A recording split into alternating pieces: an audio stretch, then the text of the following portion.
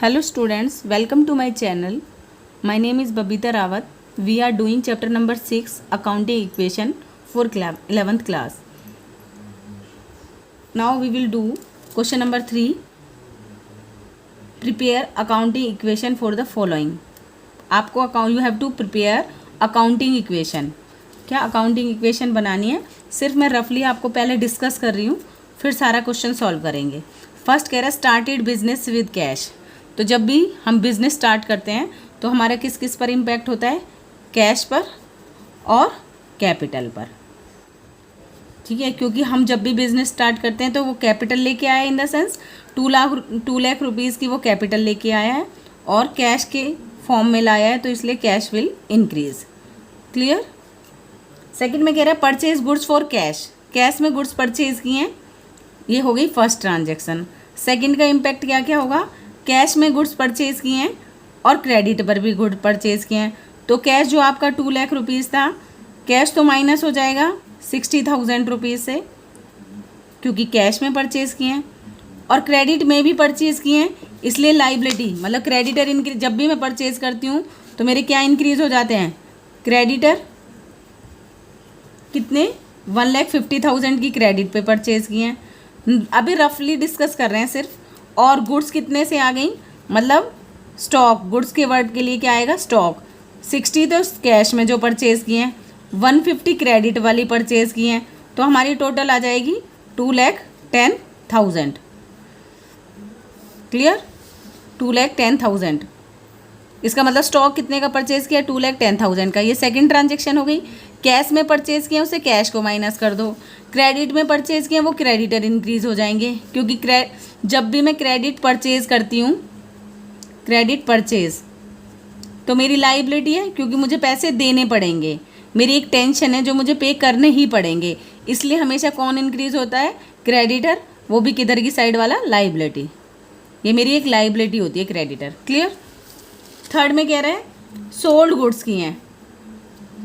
40,000 वाली goods 20% profit पे cell किए हैं. और मैंने आप लोगों को बताया है, अगर प्रॉफिट होता है तो पहली बात तो जो ये प्रॉफिट है ये तो कैपिटल में जाएगा 8,000 का.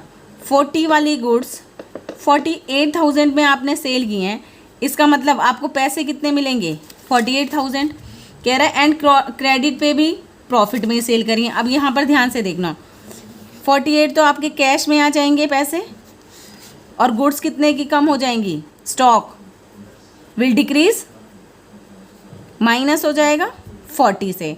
कैश कितना आ जाएगा? 48. यहाँ तक ये वाली क्लियर हो गया.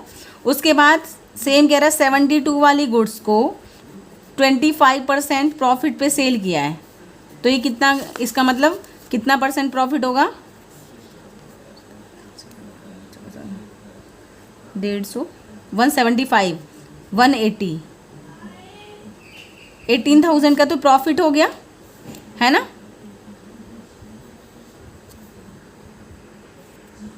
तो जो प्रॉफिट हुआ है वो कैपिटल में जाएगा. इसका मतलब 8,000 रुपीज़ तो यहाँ से प्रॉफिट हुआ, 18 यहाँ से, तो टोटल प्रॉफिट कैपिटल में ट्रांसफ़र हो जाएगा. यस और नो. गुड्स कितने की हो जाएंगी कम? 72,000 की. 72 वाली चीज़ को प्रॉफिट पे सेल किया है, इसका मतलब कितने पे सेल किया होगा उसने? 90,000 में. 90,000 रुपीज़ किस में आ जाएंगे? कैश में. सॉरी, क्रेडिट पे सेल किया है ना बेटा, तो 90,000 के डेटर इंक्रीज हो जाएंगे, क्योंकि सेल किया है. जब भी मैं सेल करती हूँ तो मेरे को डेटर मतलब पैसा देने वाले इंक्रीज हो जाएंगे. इन फ्यूचर में मुझे डेटर क्या देंगे? पैसे. सिर्फ हम ये क्वेश्चन डिस्कस कर रहे हैं, अभी इजीली हो जाएगा. रेंट पेड करा है तो मेरे एक्सपेंसेस है, कैश भी कम होगा, कैपिटल भी. अब देखो ध्यान से, अब हम करते हैं क्वेश्चन.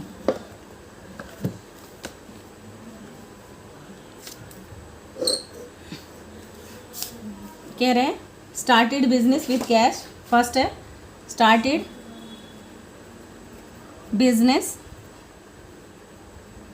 With cash ₹2 lakh. तो क्या हो जाएगा? कैश इंक्रीज हो जाएगा और कैपिटल.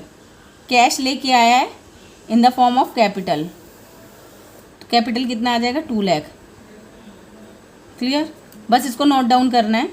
2 लाख लास्ट ट्रांजेक्शन से हमारे पास कितने? 2 लाख का कैश है और 2 लाख की कैपिटल है. क्लियर। सेकंड ट्रांजेक्शन क्या कह रहा है वो, purchase goods, purchase goods cash में खरीदी हैं 60,000 और क्रेडिट में खरीदी हैं 1,50,000। तो ये तो गारंटीड है, चाहे परचेज़ किए तो मेरे पास तो स्टॉक आ जाएगा। क्या आ जाएगा, स्टॉक।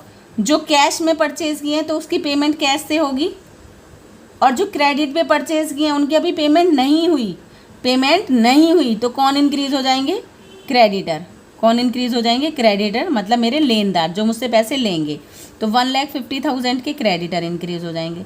और गुड्स कितने से आ जाएंगी, इन दोनों को मैं प्लस कर दूंगी, 2,10,000। भाई गुड्स तो चाहे क्रेडिट है चाहे कैश है, आई तो दोनों ही है, तो इन दोनों को प्लस करके स्टॉक इंक्रीज़ हो जाएगा। क्लियर। ओहो, ये आ जाएगा आपका 1,40,000 प्लस 2,10,000 स्टॉक के, क्रेडिटर इंक्रीज 1,50,000 के, और कैपिटल है 2 लाख की ही रहेगी, नो चेंजेस। अभी तक कैपिटल पे इसलिए इम्पैक्ट नहीं पड़ रहा क्योंकि 60 वाली चीज़ को 60 में ही सेल करा था, परचेज़ किया, लेकिन कैश में। 150 वाली को 150 में ही परचेज़ किया, लेकिन क्रेडिट में। कोई प्रॉफिट या लॉस नहीं हो रहा। भाई मेरे क्रेडिटर इंक्रीज हो गए बस, लेकिन मुझे प्रॉफिट या लॉस थोड़ी ना हो रहा है। ठीक है। थर्ड कह रहा है सोल्ड गुड्स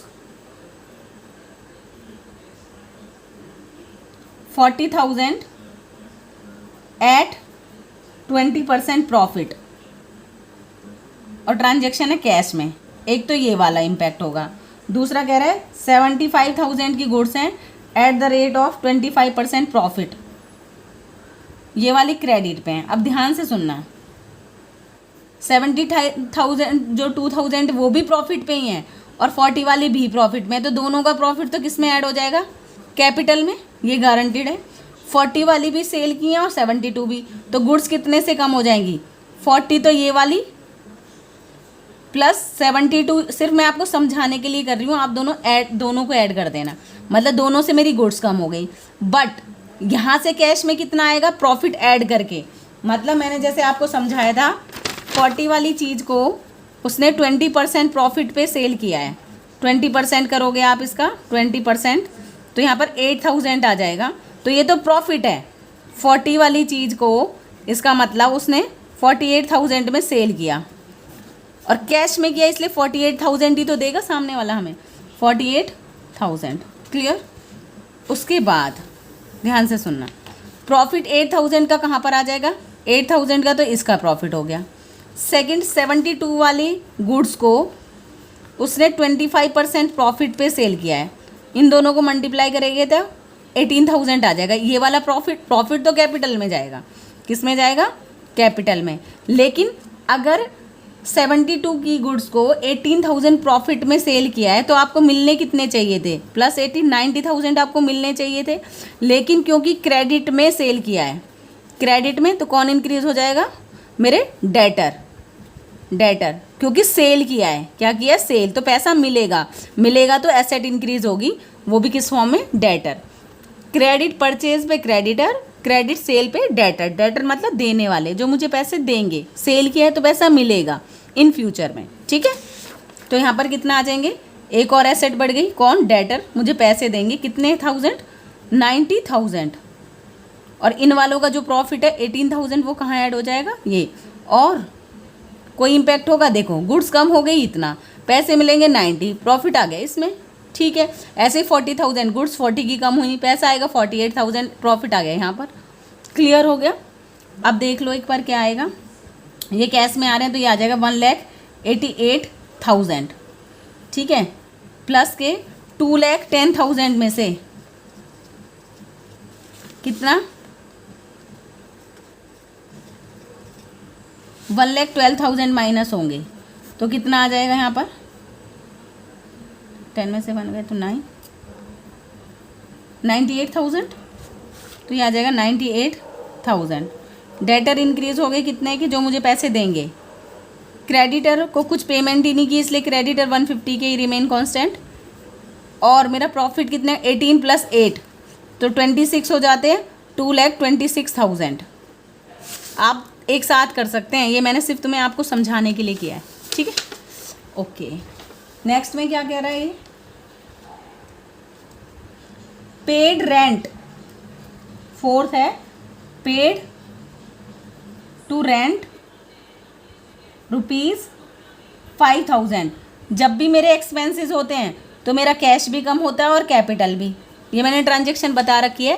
कैपिटल पे किस किस का इम्पैक्ट होता है, प्रॉफिट या लॉस हो, उसके बाद कोई एक्सपेंसेस हो या इनकम हो या ड्राइंग हो और या स्टार्टेड बिजनेस, बस 6। तो इसका मतलब एक्सपेंसेस हैं तो कैश भी कम होगा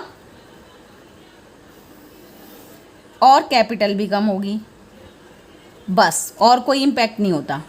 ठीक है, तो यहाँ पर आ जाएगा 1,83,000 प्लस स्टॉक रिमेन कॉन्स्टेंट 98 का ही रहेगा क्योंकि कोई चेंजेस नहीं है। डेटर में भी कोई चेंजेस नहीं है तो 90,000 के ही रहेंगे। क्रेडिटर में नो चेंज है तो इसलिए 1,50,000 के ही रहेंगे। और क्योंकि एक्सपेंसेस की वजह से कैपिटल डिक्रीज हो गई तो 221,000 आएगा, 2,21,000। क्लियर। अब इन दोनों को देखो, ऐड करो, आंसर देखें, देखो ध्यान से। 1,83,000, स्टॉक 98,000, डेटर 90,000, क्रेडिटर 1,50,000 और कैपिटल 2,21,000। क्लियर हो गया? आ गया बेटा समझ में? मुझे लगता नहीं कोई डाउट है। दोनों को ऐड करोगे दोनों साइड इक्वल आएंगी। कितना आ जाएगा आप लोगों का? ये आ जाएगा, टोटल कर लेना आप लोग, बैलेंस शीट बनाने के लिए इसमें कहानी है। ऐड करोगे दोनों साइड इक्वल आएंगी। सही है, इसका मतलब हमने कोई गलती नहीं की। नेक्स्ट क्वेश्चन, ये क्वेश्चन नंबर 3 था। अब क्वेश्चन नंबर 4,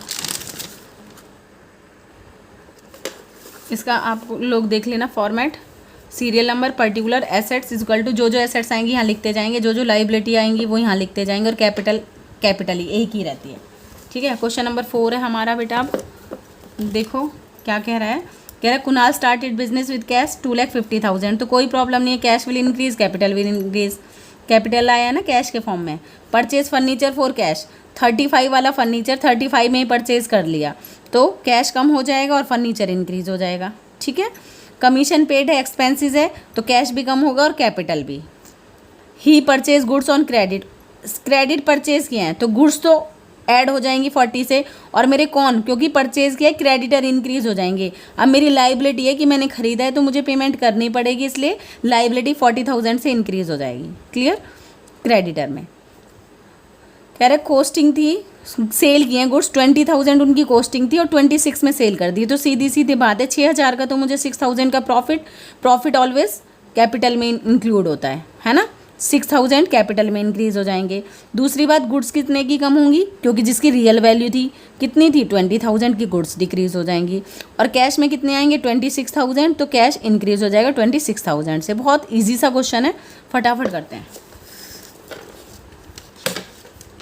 मैं इसलिए ना ये बेटा यहाँ पर सारा लिख रही हूँ क्या, ताकि तुम्हें अगर क्वेश्चन नहीं भी दिख रहा तो यहाँ से आप लोग देख लोगे।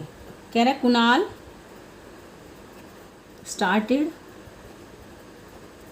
Business with cash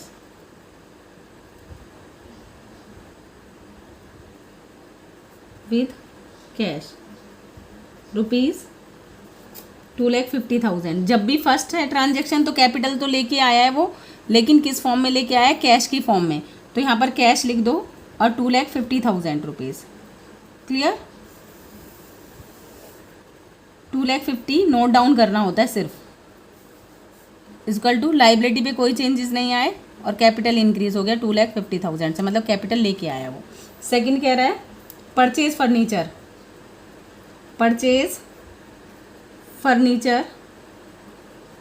for cash, कितनी रुपीज़ हैं 35,000।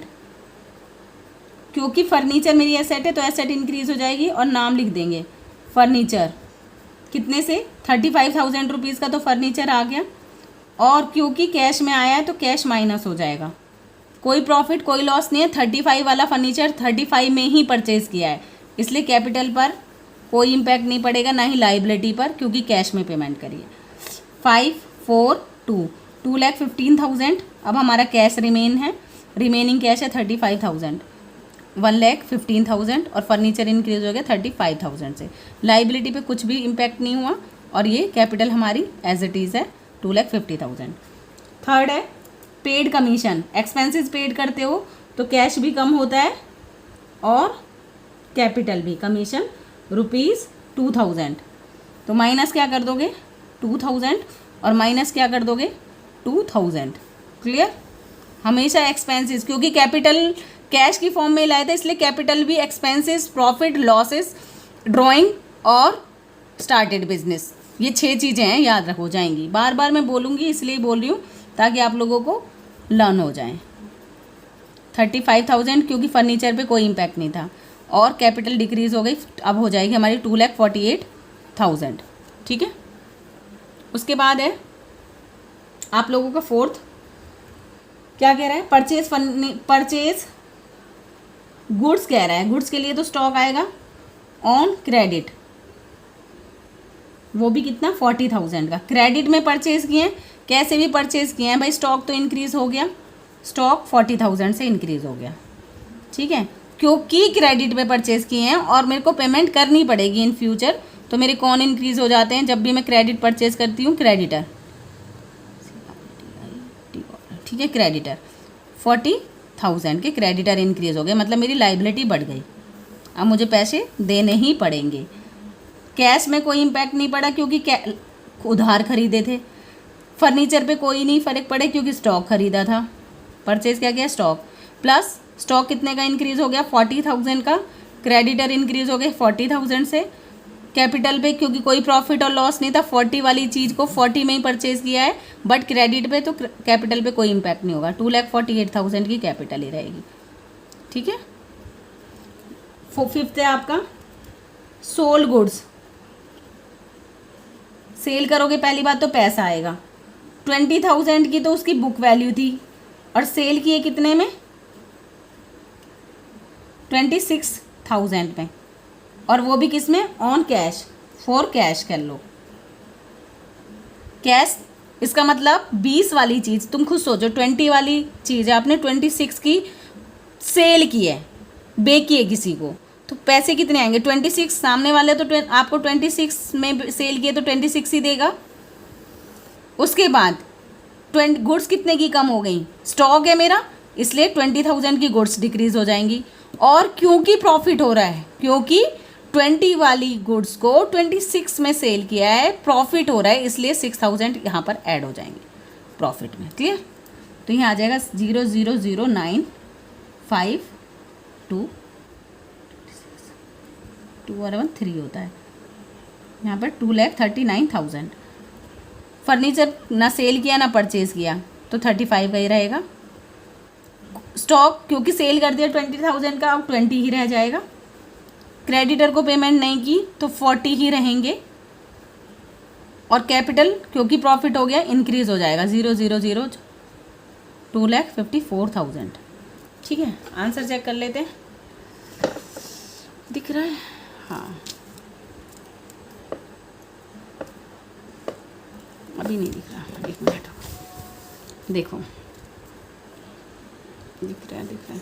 हमारी कैश आ गया 2,39,000, 39 का ही है। फर्नीचर 35,000 का, 35 का ही है। स्टॉक 20 का रह गया, ठीक है। लाइबिलिटी क्रेडिटर इंक्रीज हो गए थे 40 के, और 2,54,000। क्लियर, आ गया होगा बेटा समझ में। ठीक है, उसके बाद है हमारा नेक्स्ट क्वेश्चन है क्वेश्चन नंबर 5।